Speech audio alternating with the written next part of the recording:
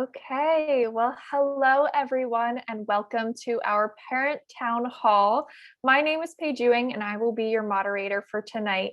I am also the Multimedia Specialist for Prevention Resources, the host of this event. Prevention Resources is a nonprofit located in Flemington, New Jersey, that is dedicated to promoting health and wellness of individuals, families, and community through education, collaboration, advocacy, and treatment. We are very excited to have tonight's conversation about mental health with the second-year residents from Hunterdon Medical Center and members of the Hunterdon Behavioral Health team. But before I introduce our panel, I would like to introduce the co-CEO of Prevention Resources, Leslie Gable.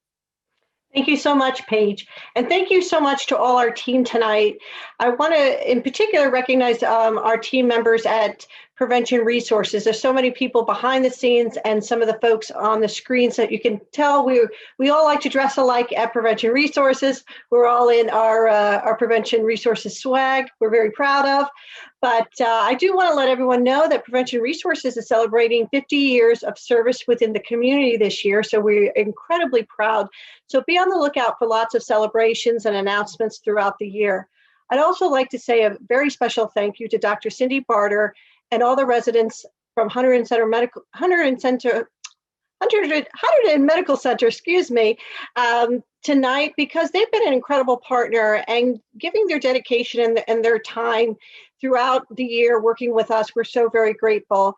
And I especially want to say a big thank you to the folks from Hunterdon Behavioral Health that are joining us this evening. The counselors there are excellent and provide great resources within the community. So a very special thank you to those guys for joining us as well. I do want to mention one thing that most people in our community are not familiar with. It's something called Operation Helping Hands.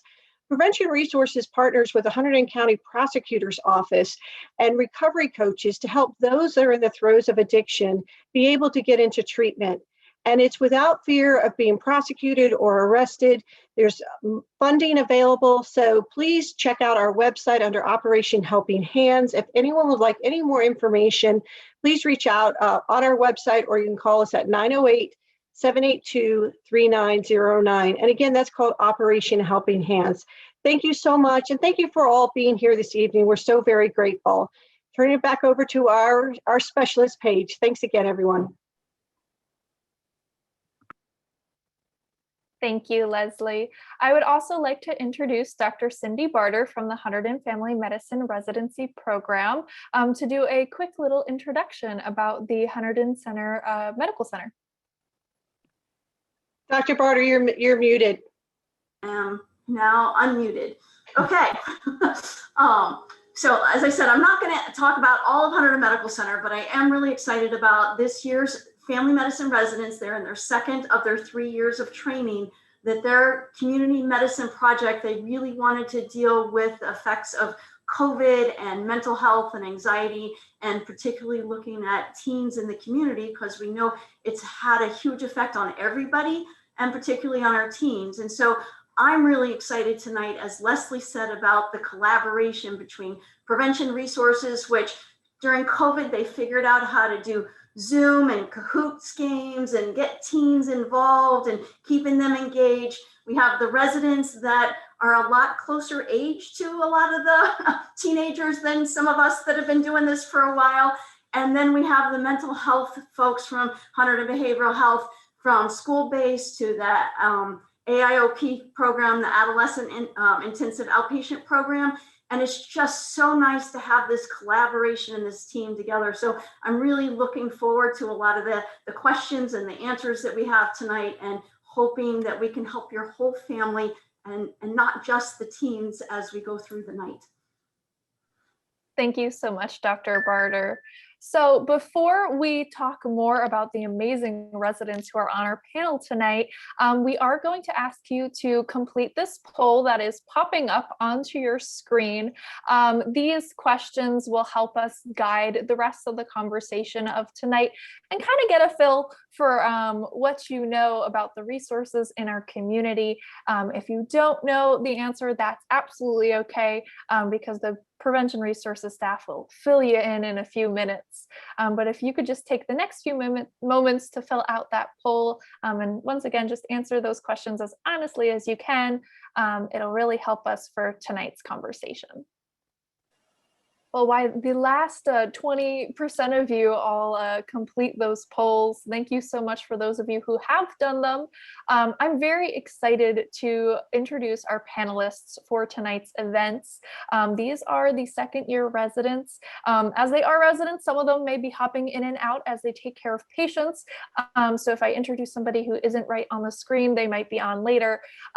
So first up, we have Dr. Christopher West.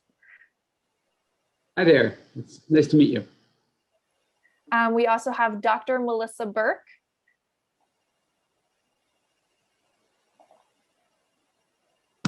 Muted. My bad. Hello. Look forward to talking to everyone tonight. Nice to meet you all. We also have Dr. Arif Hafiz. Hey, everyone. We have Dr. Matt Salady. Hi, everyone. I'm sorry you can't see my video, but I hope you can hear my smile. Yes, we can hear your smile. We also have Dr. Michael Brisky. Hi, really grateful to be a part of this tonight. And finally, but not least, we have Dr. Christopher Corcoran.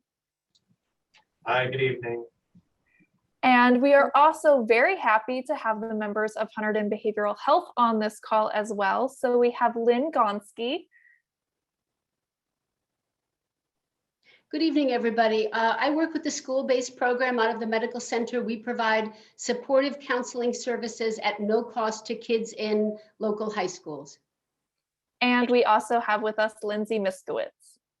Hi, everybody. I'm a licensed professional counselor with a master's in counseling psychology, and I am the coordinator of the adolescent IOP with Hunterdon Behavioral Health. I'm very happy to be here tonight. Well, thank you to those panelists, but I would also like to introduce some of the staff members of Prevention Resources, as they have some information and some resources for all of you. So first up, we have Amanda Kovacs. Good evening, everybody. My name is Amanda. I am the youth coordinator here with Prevention Resources. I run HCYC, which is the Hunterdon County Youth Coalition. So if you're looking to get your teens more involved in the community and making our community a healthier place, go ahead and reach out to me and we can get you enrolled in that. And I'd also like to do a quick shout out to get their feet wet before maybe they even want to join HCYC. We're going to be doing a great week-long trivia around 1 o'clock, and it's for National Drug and Alcohol Fact Week. And that's later this month, the 22nd to the 26th. So we'll be sending out more information on that after this presentation. Thank you, Amanda. And we also have Megan Moore with us. Hi, thanks, Paige. My name's Megan Moore. I'm the project coordinator for the Drug Free Task Force here in Hunterdon County. The Drug Free Task Force, we are a work group with the Partnership for Health with Hunterdon Healthcare.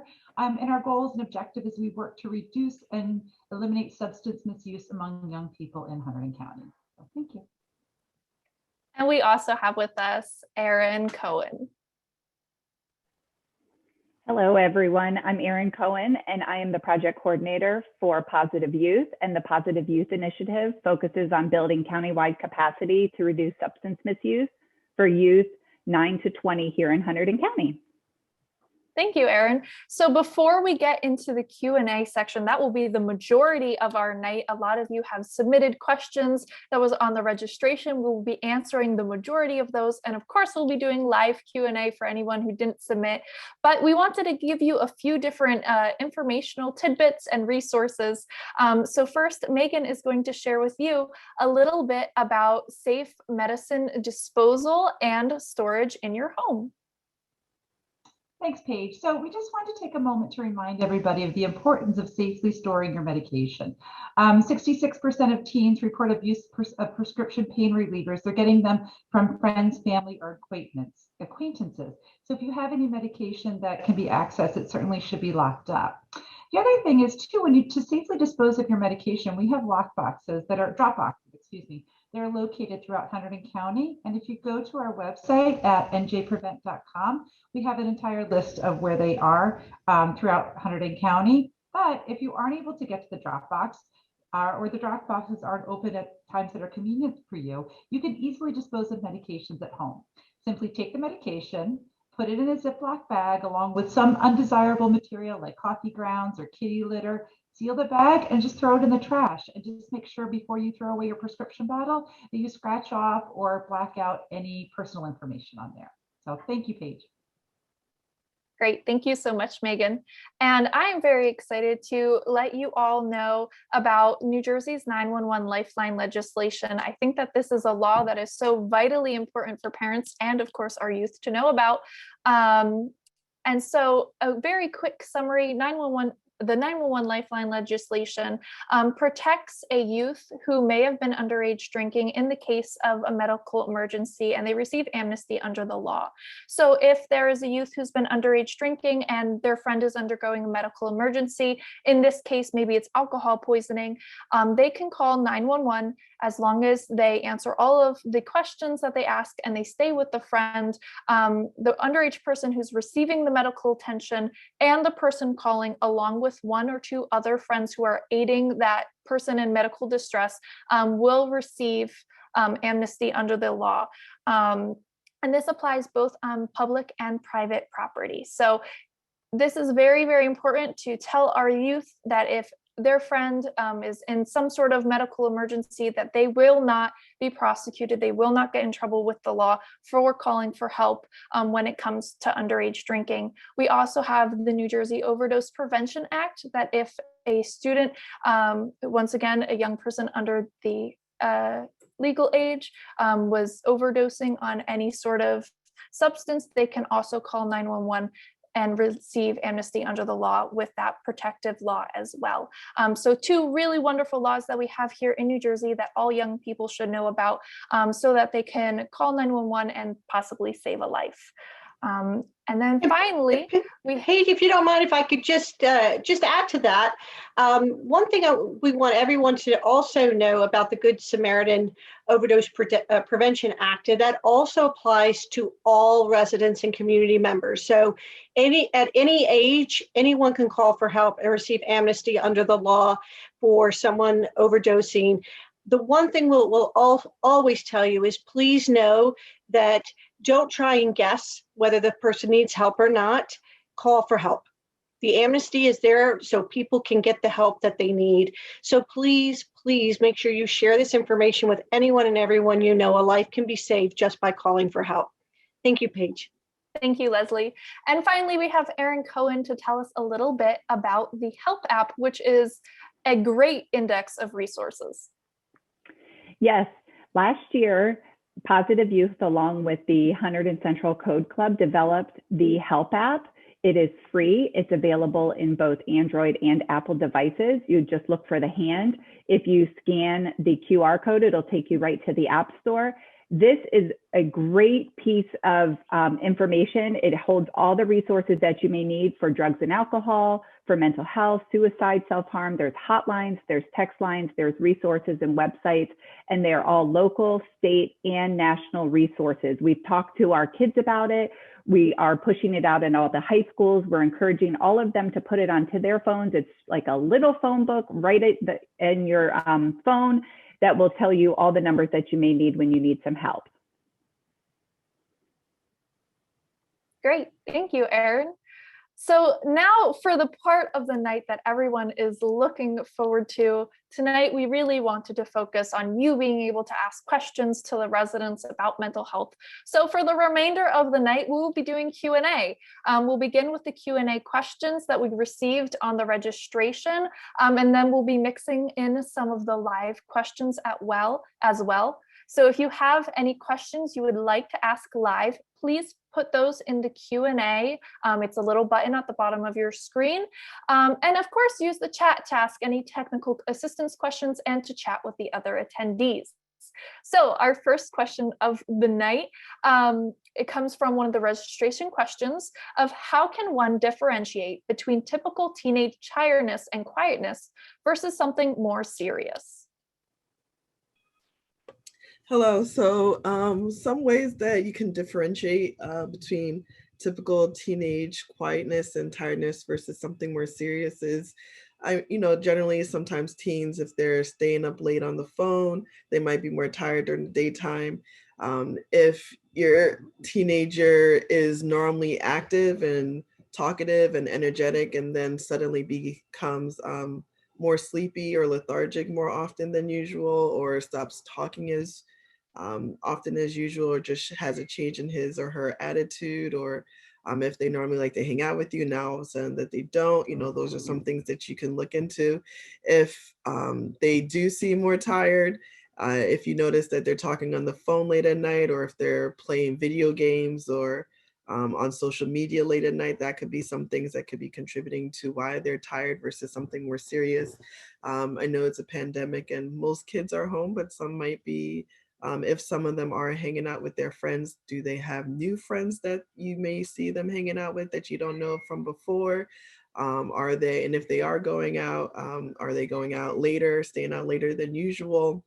It's really just looking at the habits of your teenagers and seeing if there's a change in their habits. Because as you know, some kids are normally quiet and I guess sometimes tired just from schoolwork or studying hard. But if there's just a difference in how they have been behaving, that's like the biggest clue to look into if there's something more serious going on. Great, thank you, Dr. Burke. We also have another question from the registration.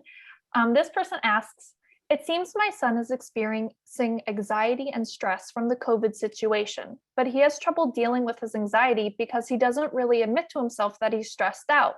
I'm looking for advice on how to help him deal with the stress and anxiety if he doesn't feel he needs any help. Hi, everyone. So I actually think this is really a very interesting question because it kind of targets, how do we help somebody who doesn't or may not identify in themselves that they need to be helped, that they have anxiety or stress. And one of the first steps really to begin affecting any change is to identify it. So I think it's a really important question and relevant. One thing I think is important to recognize is, certain behaviors that a teenager might spend their time doing, like playing a game or watching a movie. It's important to know sort of what's normal for them, what are their hobbies, and what do they actually get enjoyment and wellness out of. And if they're, say, at home too sedentary, in what way is it negatively impacting them? Are they sacrificing social relationships or their physical health or their educational needs of trying to do well in school? If they're kind of holed up inside and doing something and you're not sure, is this a sign of anxiety? So I think, really encouraging the teen to develop their own thoughts and come to their own conclusions about how this is impacting them is really essential. We sort of call this motivational interviewing in the world of medicine and mental health care. And it really is a practice skill that takes a lot of time to develop, but is really effective in getting people to come to their own conclusions and affect their own kind of changes. I think always coming from the perspective of that you're concerned and you're caring for that person and being compassionate in the kind of language you use is really essential. Also, talking in specific terms about the kind of behaviors that you've identified and how they're concerning to you. For example, is your teenager more restless than normal? Are they physically tense? Are they having trouble concentrating on things?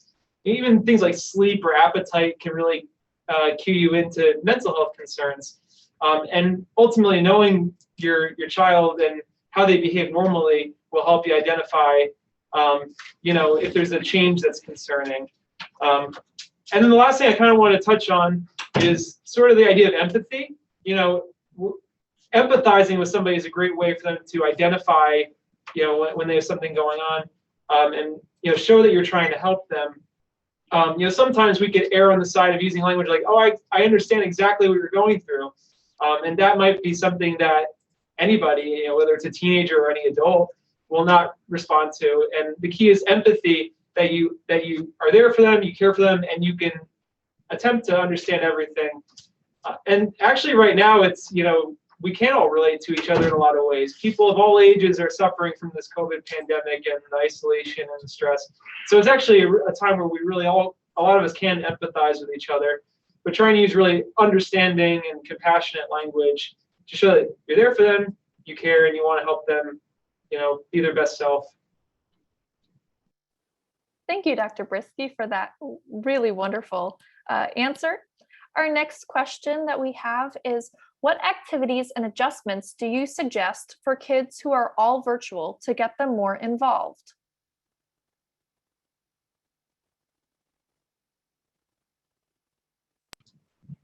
Hey guys, so as far as activities, I would definitely continue to recommend to exercise like we would do at any other time.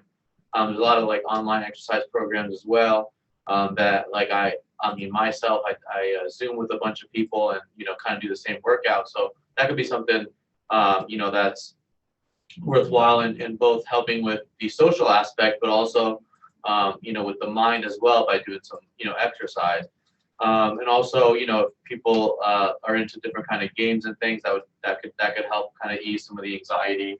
And I think overall, different things to help people adjust to, the way life is now.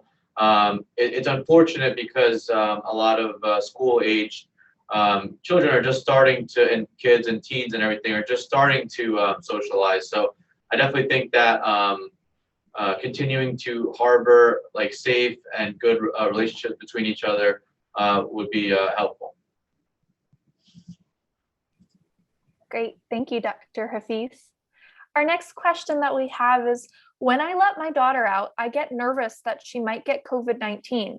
What are some recommendations on how to ease my nerves as a parent?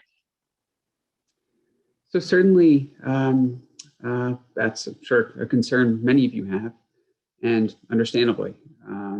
Certainly, kids are getting this, and some of them do get fairly sick. Luckily, kids are largely spared when it comes to the very severe symptoms. And I actually looked up some statistics, so I wouldn't just be kind of telling you that. But compared to 5 to 17-year-olds, the death rate's actually 45 times higher in ages 30 to 39. So even that increased age just by a little bit, there's a much higher risk.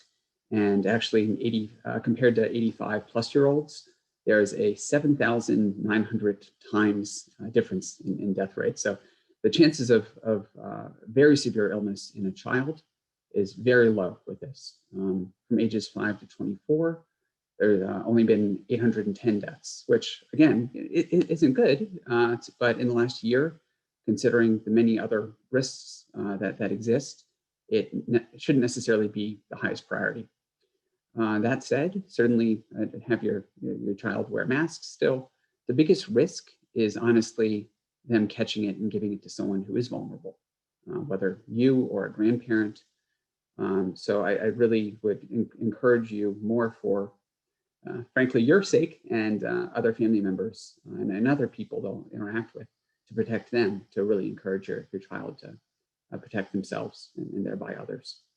But for your child's sake, I think it's important that they get some socialization. I think, obviously this, I should say, if they have, immunosuppression for any reason, if they're on certain medications, steroids, they have diabetes, they have certain things that might affect their immune system, I would ask your doctor if they are at much higher risk, that might change things. But for the very large majority of children, it's probably weighing the cost and benefits better to let them live their lives a bit and not keep them in for another year. If I could add to that too, we know masks make a difference. In the hospital, we all took care of patients with known COVID disease and we didn't get sick. This was before the vaccine. Now, we in healthcare have had our vaccine, so that lowers our risk, but we're still all wearing masks. So if your child's going to be getting together with somebody, make sure they have a mask on. And how do you know that they're doing that? Well, if they've gone out with friends, how do you know that they're always wearing a seatbelt?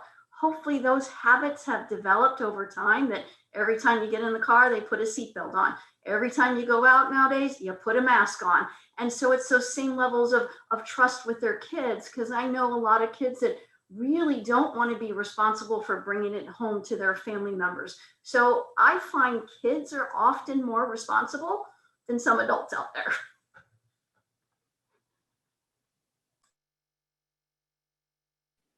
Thank you, Dr. West and Dr. Barter. Our next question is, my niece is dealing with loneliness and depression. She has trouble getting up in the morning and is not motivated to log into school. What can I do to help?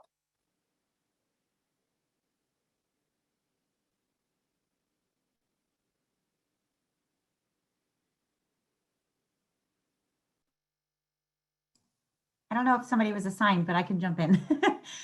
I'd probably just try to talk to your teen and ask like what's going on. And I think for most of the kids right now, a lot of them are struggling with this, right? I think they're all sort of struggling with depression and it kind of came out of nowhere. So they are struggling with a lot of low motivation. The whole virtual learning has kind of lost its luster, so to speak. So I think it's really just trying to talk to them and kind of gauge where they're at. And if they need more care, then it's referring to Hunterdon Behavioral Health. We can get them into therapy or to see a school-based therapist. It's just not ignoring it, right? We just don't want to ignore it. We want to make sure that we're trying to connect that teen and, make sure that we can reach them, if that makes sense. Great, thank you, Lindsay. And then we also have another question of how do we help teens who are dealing with the grief of a loss of a friend? So that's a great question. For anybody who's lost somebody close to them, they'll realize that grief can present in different ways, and it's different for everybody. There are some, trademark signs to look out for in acute grief. Obviously, you can have the depressive symptoms. You can have signs of insomnia. You can have feelings of, decreased appetite, things like that. But the things to look out for that are more concerning would be like suicidal ideations and things like that. And then also, there's kind of a difference between a normal grief response and then a complicated grief response that's persistent. At that point, that's kind of when the recommendation to have cognitive behavioral therapy and speaking with a therapist and maybe considering medication at that point. And so it's when you have the prolonged grief periods and those more concerning signs are things, those are indications where you kind of need to escalate care. But like I said, grief presents differently for different people, and it's the best thing is to allow the person to kind of manage those grief episodes in their own way that's suitable for them. And that can be different across cultural norms. And so, everybody kind of deals with it differently, and just allow the process to unfold naturally. But if you see those more concerning signs, that's when, we would recommend to seek further care. Great, thank you so much. We also received a question within the registration that was asking about the bridge year that's available to the class of 2021 and the class of 2022. And we thought this was a great question. So we did reach out to the superintendent's office because we have a partnership with them, and they were able to tell us a little bit more about this bridge year. So in June, Governor Murphy signed a law to give current juniors and seniors the opportunity to stay in school for a 5th year as a result of the interruption in schools last spring.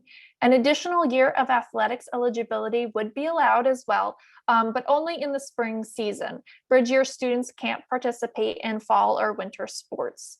Students may participation in graduation ceremonies either with their senior class or with the senior class during their bridge year, though the formal diploma won't be given until the end of the bridge year.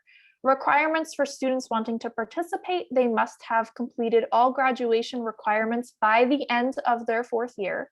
They must be 19 or younger during the entire bridge year, though certain students in special education are exempt from this. They must maintain a 2.0 GPA during the bridge year, and students do not need to take a health or physical education during the bridge year. The bridge year itself requires work at the local community college with some allowance for dual enrollment courses with 2 or 4 year schools at the high school. So in the fall semester, students may blend college with high school coursework. And then in the spring semester, students must take all college level courses. Students in spring sports may not be full-time college students during the spring semester, and community college tuition is capped at $145 per credit, though some additional per course fees are allowed. If you do have further questions about the bridge year or the general school year, we do ask that you contact your school's individual office, as they'll be able to guide you a little bit more on these different programs. So now that we've gotten a few live Q&As in the box, I will read the first live Q&A. So my child has increasing difficulties focusing on classwork and homework and completing it during COVID. The teachers are most wonderful and try to help. I've tried every recommendation, but nothing is working. My child seems increasingly fragile and gets emotional about not being able to focus and my attempts to help or follow up. What can I do?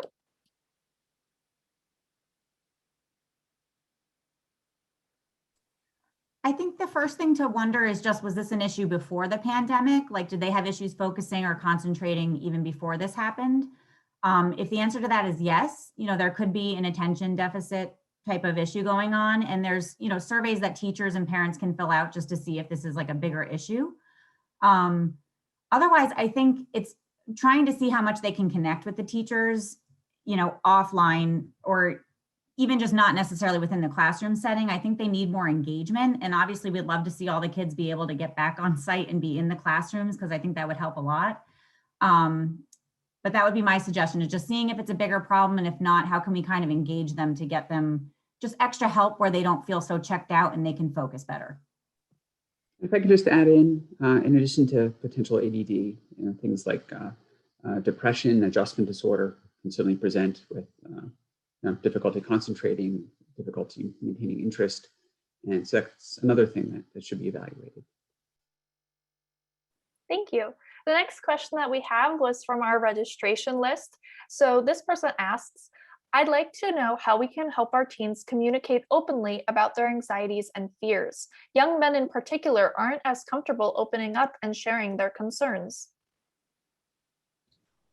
So I think this is really a good question. It sort of ties into, how do we get people to share what's going on? Sometimes these thoughts are very private and personal and harbor deep emotions. Statistically, males are actually more likely to die by suicide and commit suicide by violent means, and are also less likely to access mental health resources. So in this area, we could consider them, a vulnerable population there.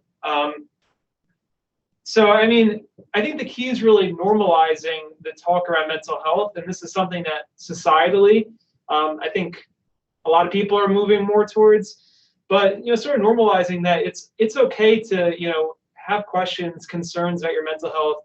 And it's okay to not feel okay some of the times. And another thing that kind of comes up also in the literature about this is the idea of strength, right? There's this gender role for males about needing to appear strong, and sometimes people take that to include mental health, that if you show emotion, you're not strong. And definitely watching some of the wording and phrasing we use around these things could, really make a difference maybe in how open people are with each other. On the parental-child level, again, that relationship is such a strong one, and is one where there could hopefully be progress made in being open with each other, especially if they share a home, spend large amount of time together, and sort of a long-term effort to maintain openness between a parent and child, but one that could certainly be worthwhile and ultimately save a life. Great, thank you. Our next, go ahead. Sorry, I just wanted to add just a couple things, and it's kind of standard advice, but you're going to get what you ask for. So if you say, how was your day? You're going to get good or meh. But, we want to be sure to ask open-ended questions. I think the timing is critical. If you see they're in a crappy mood, that's not the time to ask the question. So you kind of wait till they seem more open, till they seem more relaxed. The other thing is, there's a reason why counselors have toys on the desk, because when hands are busy, mouths start talking. So, if you can get them engaged in cooking with you, conversation tends to come up. If you can get them to push the wheelbarrow while you're doing the gardening, conversations can come up. Sometimes easier when you're not face to face, but when you're doing something active together. Great, thank you, Lynn. So our next question is a live Q&A. It's actually very similar to another question that we got on the registration. So it says, our daughter is very cautious about going places and gets extremely anxious in public places. She has no interest in returning to school because she doesn't feel that it's safe and doesn't want to contribute to possibly getting others sick. We would feel it would help her mental health to be back at school with her peers, but she seems to have fears about COVID that are not grounded in the most current data. Do you have any advice?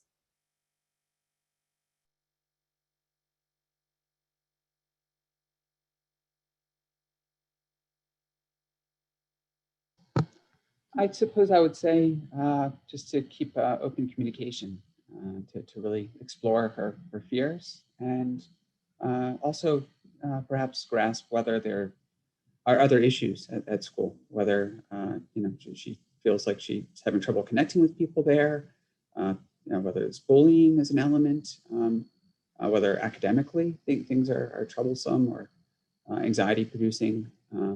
Just really get a complete picture of what's going on.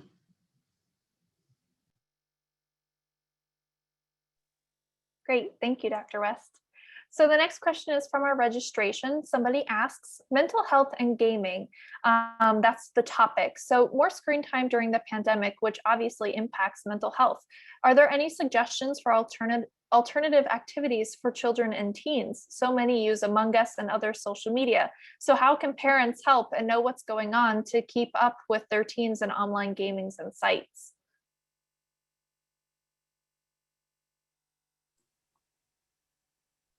I can start with this one if anybody else wants to jump in. But my advice is to try to just talk to your teen about why they're plugged in and like what they're plugged into, and find out why this is like entertaining to them or why it's interesting to them. I think a lot of kids right now are using video games to talk to their friends, which they're not getting in real life. And so this is kind of their way to kind of socialize and just have some fun and decompress. So I'd almost advise parents to try not to demonize it too much and try to get on their levels. And, if you're curious about an app, download it on your phone, download it on your computer, check it out, see what it's all about. But that's what I think. I think parents need to maybe come at the kids with more curiosity as to why they're spending all their time doing these things, versus coming at it with judgment or just that negative attitude because of what we see in the news or on TV about how it's so bad. But right now we're in an unprecedented time where this is kind of some kids' way of connecting. So it's really just about meeting them where they're at and asking them, what's this about? Yeah, and I also think that it kind of taps into some of the questions that I get in my office too, about younger kids being on iPads, and then it kind of goes all the way up through the ages. And we just got to remember that, screen time can be harmful to the eyes and development. And also, it's just kind of where we are, in this current state with the COVID, and especially with technology advances, But I think a big thing that, kind of like Lindsay was saying, was we got to use technology to our benefit. Once it becomes harmful, then it's definitely,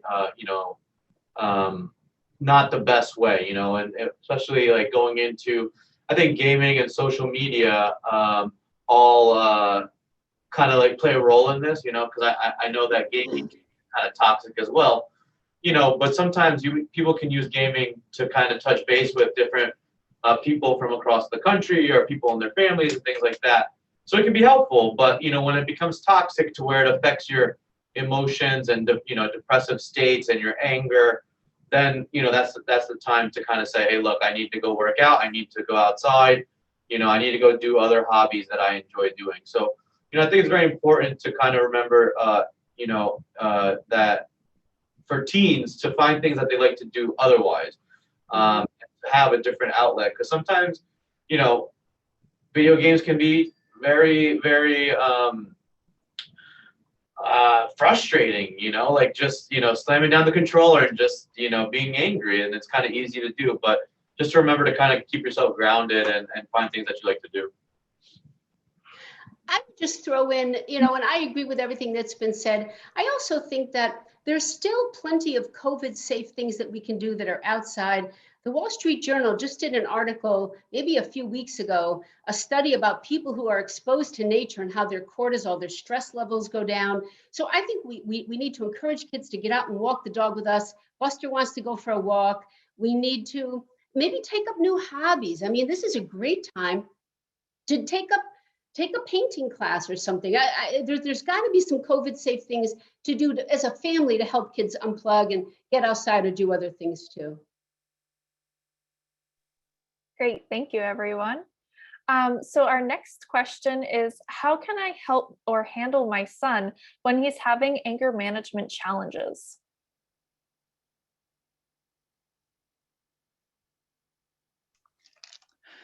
Hi, this is Matt.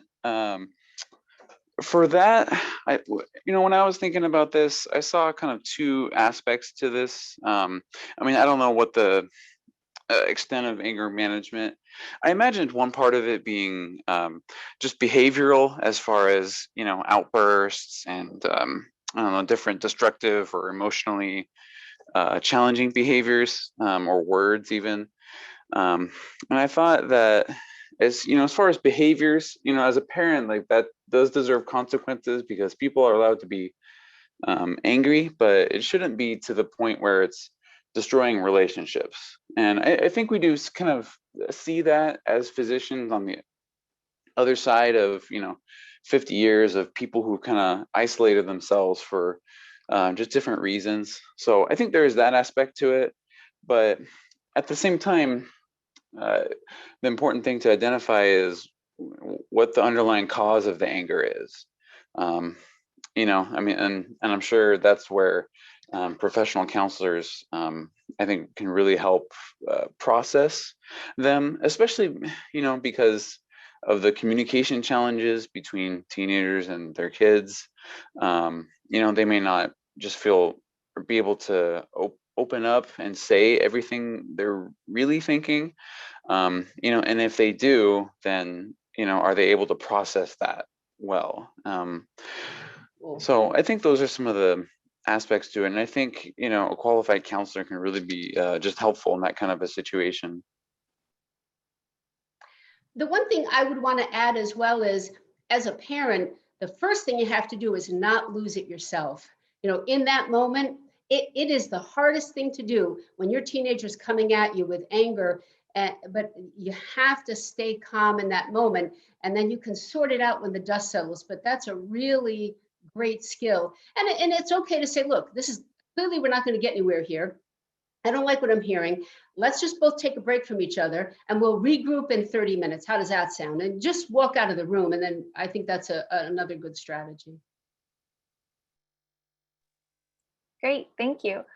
We have some more questions in our live Q&A. The next one kind of pertains to healthcare in general. So what changes are expected in the healthcare system that will improve the care of mental health in youth this year or in coming years?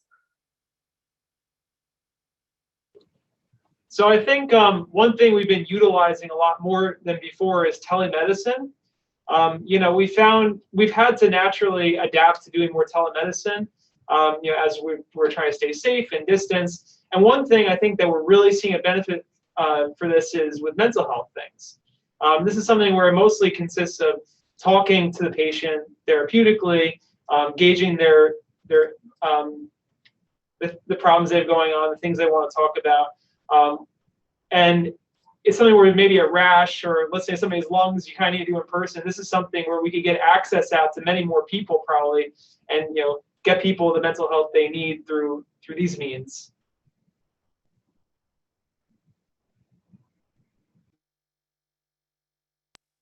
Great, thank you. We're going to do another live Q&A question. So this person asks, how does ADHD manifest in adulthood when untreated, and how is it differentiated from bipolar disorder?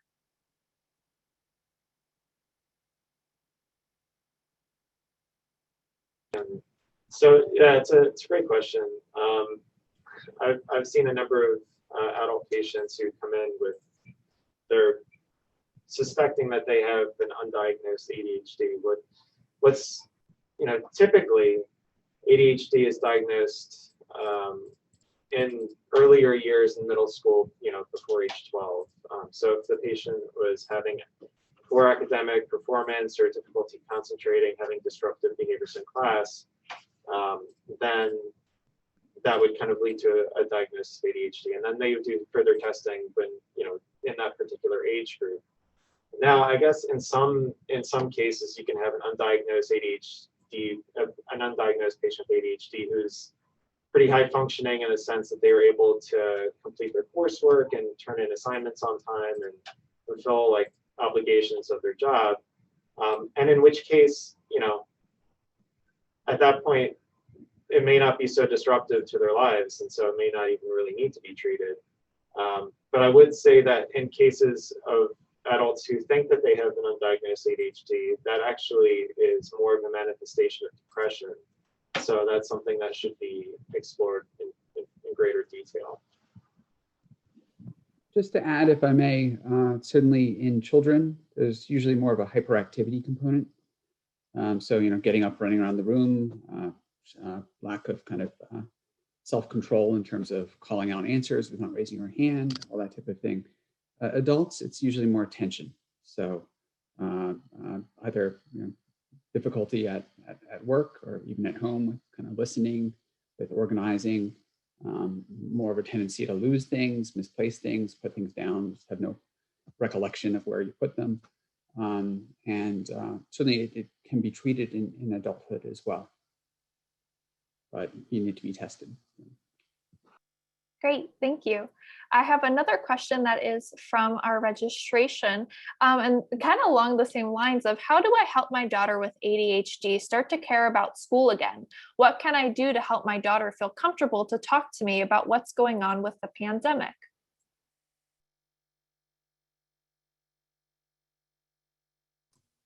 That kind of seems like two separate questions. So the first one was just about how to help your daughter with the ADHD. Is that correct?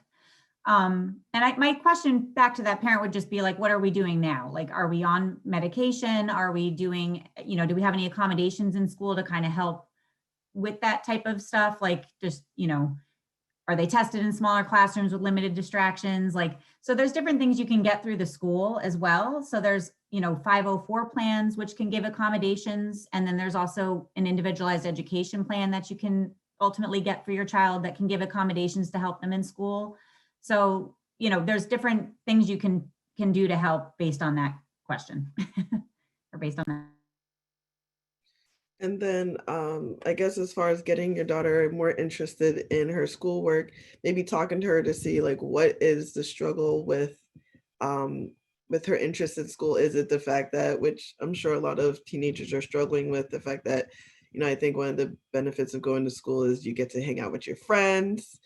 You have gym time, lunch time, all those other times to socialize and connect with other people, and having school being at home, or even though sometimes it's in school and sometimes you're at home, it's still very isolating. So you kind of lose that person-to-person connection. And so talking to her to see like what her loss of interest is in school, and then I guess like finding ways to help her get interest. So like, I'm not sure if they're able to do this, but if a session is 45 minutes on class and then the next class starts 10 minutes later, what is she doing in between her breaks for her Zoom sessions? Is she sitting down doing more schoolwork, or is she getting up and getting something to eat, or going for a walk outside, or maybe trying to break up her sessions during her school day to see if that might help her with her focus, if that's one of the issues? Or is it that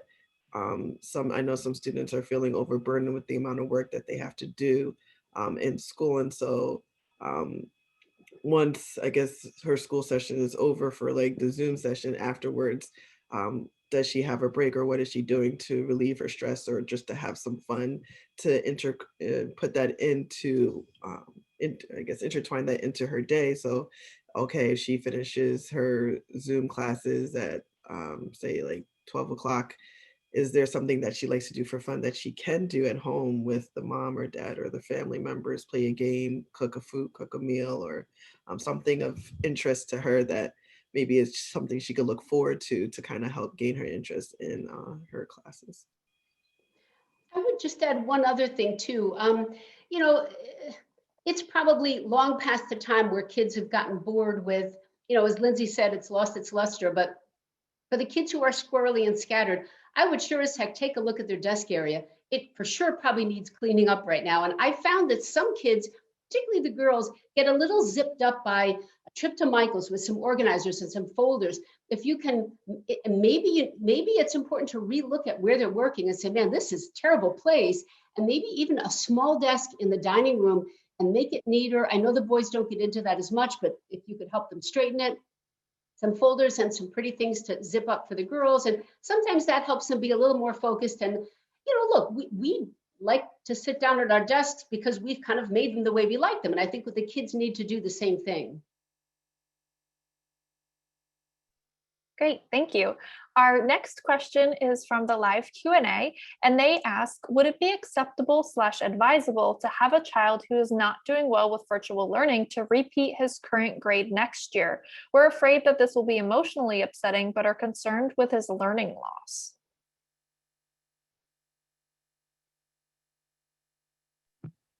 I would think it would depend on how badly they're doing, how much trouble they're having. Certainly, if they're failing or near failing classes, I think lifelong, I think the learning is important, and I think it'll be important for their future success academically as well. So certainly, that is tough on kids to have to repeat a year, but I think in this case it might be somewhat less tough than prior, considering there is kind of the excuse or what have you of them having had the difficulties of remote learning and the many challenges that I'm sure has caused for many children. And so it might be less traumatic, less embarrassing than in prior years. But even in prior years, there are definitely situations where a child's better off repeating the year than just kind of barely getting by.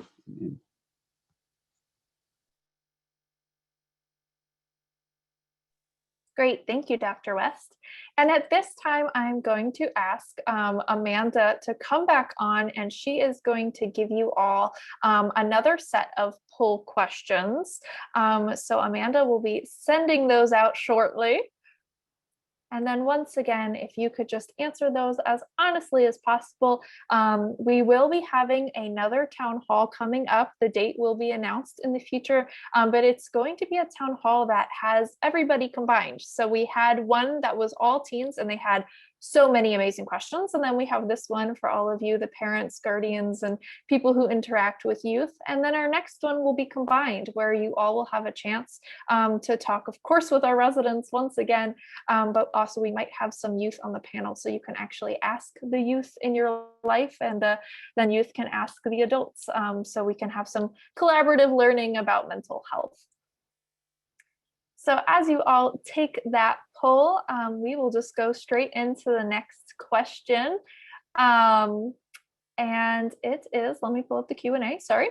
Are there any long-term mental health hazards as a result of the lockdown that we need to be watching out for?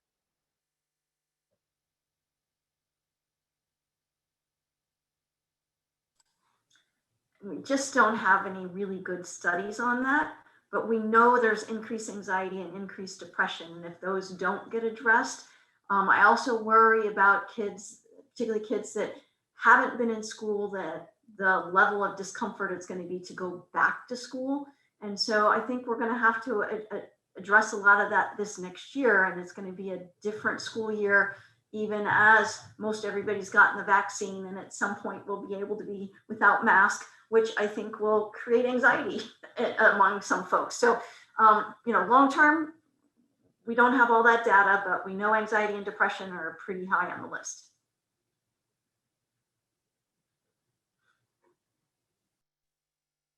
And we have our next question, which is, how can I be more open with my child and have conversations about mental health without it sounding awkward?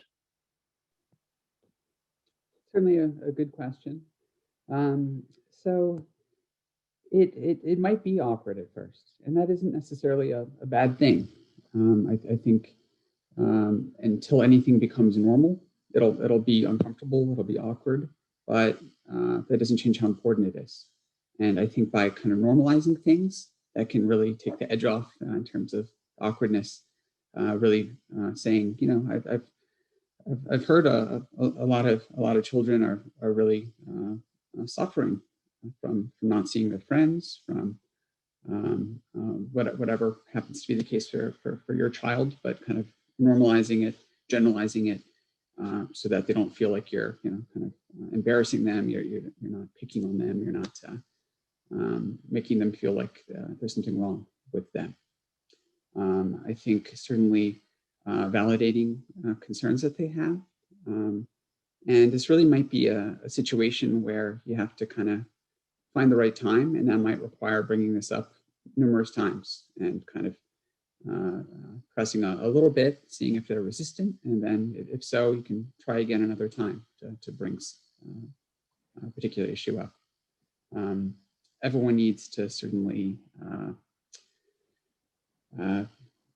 accept, I think, that this is a unique and tough time, and it's important, perhaps all the more important, to have discussions when it's difficult to do so.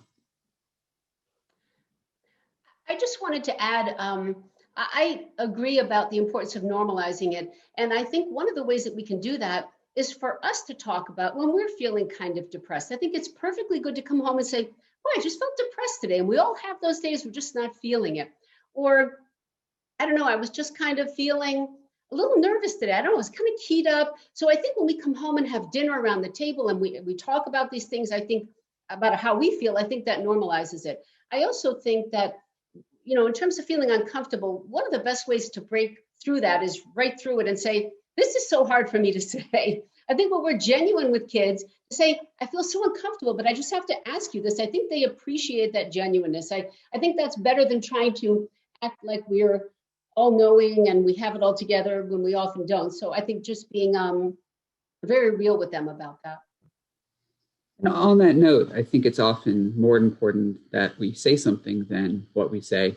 I think it's actually, frankly, been studied that when it comes to all the different parenting styles, it tends to be just as long as you show that you care and show love, that tends to be the only thing that really ends up coming out to matter in terms of children's outcomes. Correct. Correct, Dr. West. I read something and I forget where I read it. It said children don't necessarily need parents who understand. They just need parents who try to understand. So I think that's important. Well, thank you both. And actually, it's totally true. During our teen town hall, the last question was from a parent, and all of the teens were like, thank you for being here. You're amazing. And that's what inspired us to have our next family town hall, as we're calling it. So the next question is, should suicide be introduced to that person who could then actually think it's an available choice? What to do by just introducing the subject? So it's kind of planting the seed question. So this, you know, the topic of suicide and bringing it up can be a very difficult conversation to have. You know, so generally with these things, it's really, you know, first important to watch out for behaviors that might make you think that the teen is considering suicide or has it somewhere in their mind. You know, other signs of self-harm, you know, like hitting themselves, hitting their heads, you know, cutting wrists, things like that could be major red flags.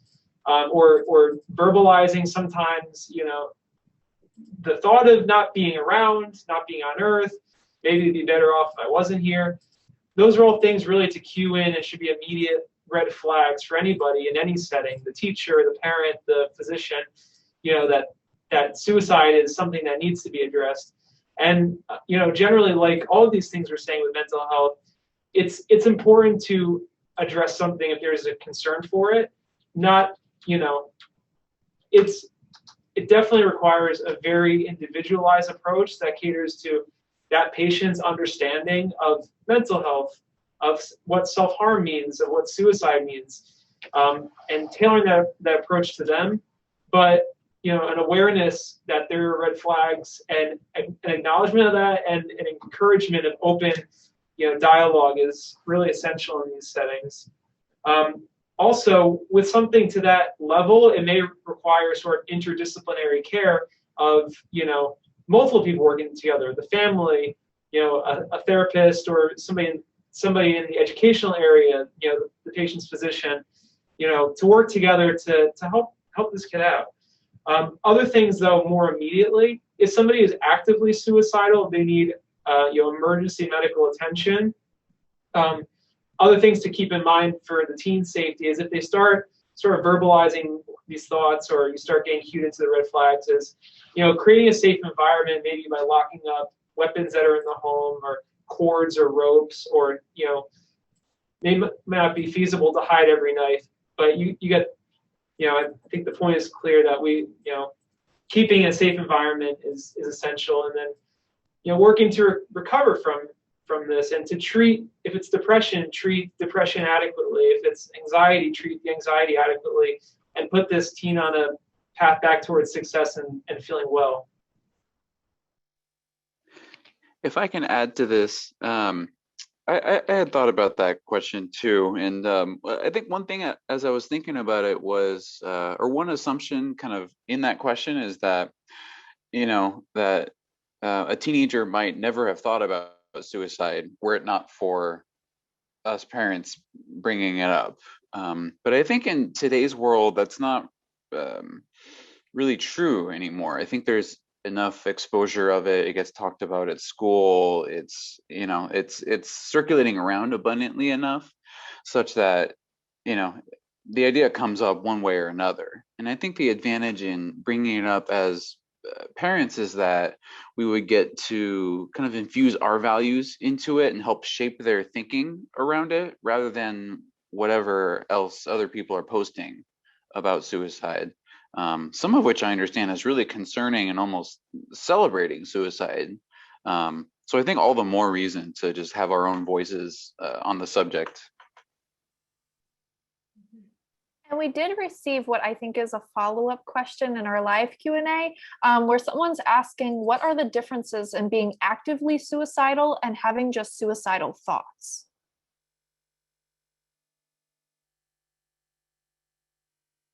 I would say with active suicidal thoughts, there's a sense of urgency behind it. There's some intent, there's some plan. You know, they picked a date, they picked a time, they picked a method, they have the means. Like, that's when it's more active. Versus passive is like, I don't feel like doing today. Like, I'm tired, I don't want to get out of bed. I wish I could just not be here and not have to deal with life. That's more of like a passive suicidal thought versus the active.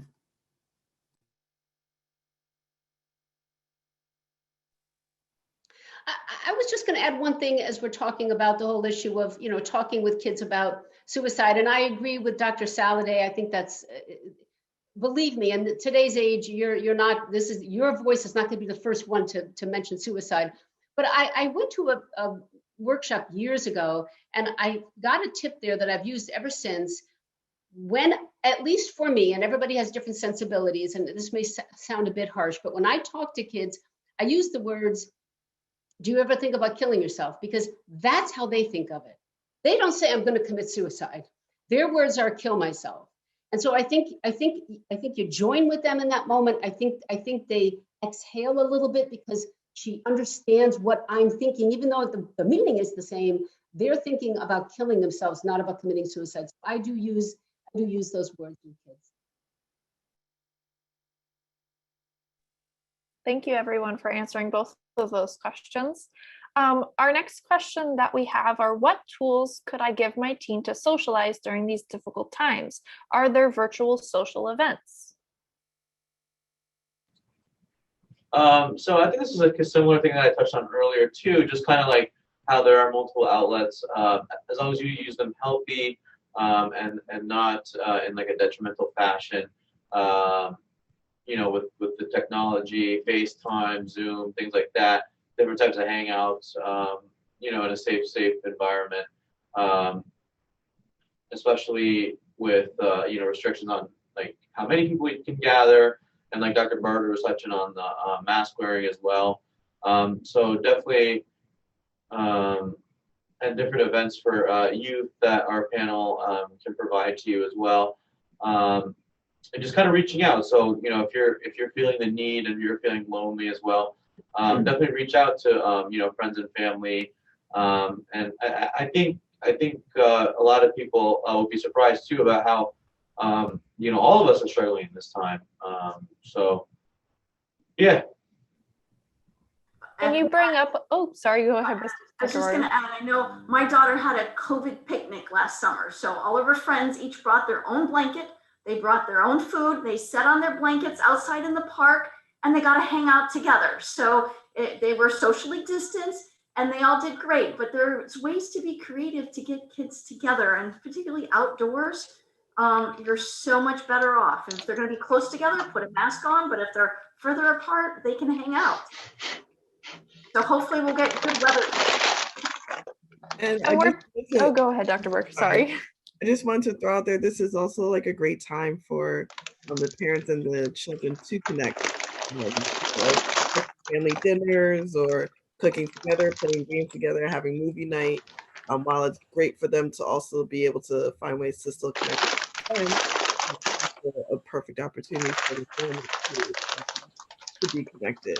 And as far as the games, you know, talking to one of my teammates, one thing that she noticed is that, you know, her son plays Icebox all day, every day. And one thing that she says is, you know, while yes, he's playing Icebox a lot and playing the video games a lot, on the flip side, she pays attention to who is he talking to. And for the most part, he's always talking to his friends. So the rules that they have in their household is, you know, it's okay for him to play his Icebox, and as long as he's talking to his friends and not strangers. So that's one way that he is able to still connect with his friends, and she is also aware of that. But then also, like I said, you know, having family dinners, cooking together, having movie night, playing Jenga, or just any other activity with you and the family is also a great opportunity as well. Thank you, everyone. And I think that kind of answered a few questions that we had in our live Q&A, talking about coping skills and talking about how there's lots of different ways that people cope, and there's healthy and unhealthy ones. And, you know, going outside is definitely a healthy one. And, you know, for some adults, we might be like, too many video games, but that is how they connect with their friends. But one person asks, how do you limit / curb a kid's screen time, especially related to social media, without taking away the one connection point they have with their friends?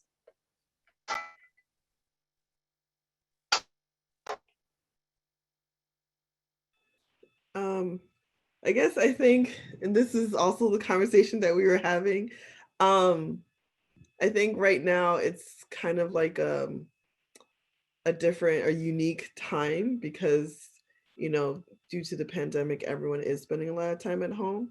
And so, yes, you know, when you come to see the doctor, we have limitation on, you know, how much screen time you should have for your child. But right now that's not fully in effect. And so I think that, again, kind of using, I guess, your best judgment as a parent, but also trying to find some time, maybe like, okay, say if they're on their social media or talking to their friends for like 4 hours in the daytime, maybe saying, okay, take 10 minutes or 15 minutes to come walk the dog with me, or to go outside and take a walk, or to sit down and eat dinner together as a family, or let's watch what movie do you want to watch, or what do you want to do that's something that we could do together. So you kind of try to break it up a little bit. So you're pulling them away from that screen time, but then they're also still having their time with their friends. Mm-hmm. I agree. And I think that, you know, that's a powerful draw. So I think we have to offer something good in exchange. And my answer would be to plan stuff. You can Google, day trips in central New Jersey. There's all kinds of places you can go in the car. There's you can walk outside. You can bundle up. You can drive to Chick-fil-A and eat in your car. I mean, you can go out to lunch. There's all kinds of things that you can do. So I would lure them with food, with fun, and just say, look, we're going to Chick-fil-A. We're going to go do this thing, and hopefully that will encourage them to put this stuff down for a little bit. So in our last 15 minutes, I can't believe we've already been talking for about an hour and a half. We are going to just all answer the live Q&As and any questions that were submitted on the registration that we haven't got to. We will put those answers on our website. So please go visit www.njprevent.com/town hall. That has the recording from the teen town hall, and it will have the recording from this town hall as well. And we will put all the answers to any of the questions either in the live chat that we didn't get to or on the registration that we didn't get to. We got so many questions and we love those, but we want to make sure that you get the answers. So the next question that we have is, can you talk about the signs cited by the panel and parents that a teen who is struggling with COVID-related anxiety may concurrently resort to lessening of anxiety or depression by engaging in substance misuse? So kind of talking about using substance misuse as a coping skill.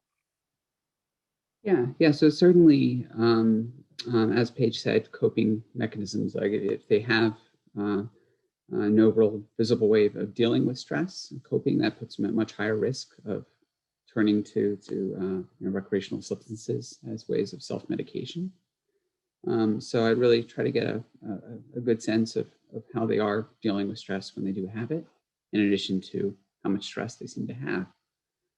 I think just kind of opening up a conversation, as we've talked about a little bit already, is really important in that regard. So to kind of see where they're at, and maybe it would also provide the opportunity to offer some other ways that they might be able to kind of deal with things. I think also making sure that they're not alone, that they have people that they're talking to. I think very often when people turn to self-medication, it's a symptom of kind of feeling alone in the world and feeling hopeless. Thank you, Dr. West. We have another question. It's a little long, so I'll try and summarize it. But my daughter's a junior in high school and her grades have taken a severe dip. I feel like this year has been very destructive to both her GPA and her overall mental health. She was in a therapy program over the winter, but it doesn't seem to have helped. How can I look positively upon the prospects of post-high school plans when she's struggling so much?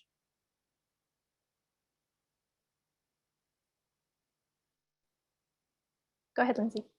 My thought is that this pandemic is, again, affecting everybody over time.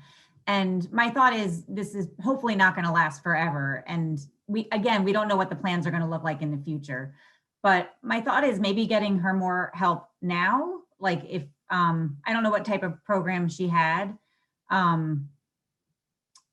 even just, getting some more support now just to get her out of that depression. And then, because that's my thought, is that she's depressed, right? And that's why she's not functioning. That's why her grades are going down. She's not motivated, which is like every kid right now in high school, middle school, elementary school, they're all in the same boat. So to say like their future is not like bright is not something that we want to look at. Like that's not the case. You know what I mean? So I think it's getting the interventions now to get her out of that depression, and then we can look towards the future. Great, thank you, Lindsay. So somebody else, are there resources for peer group discussions?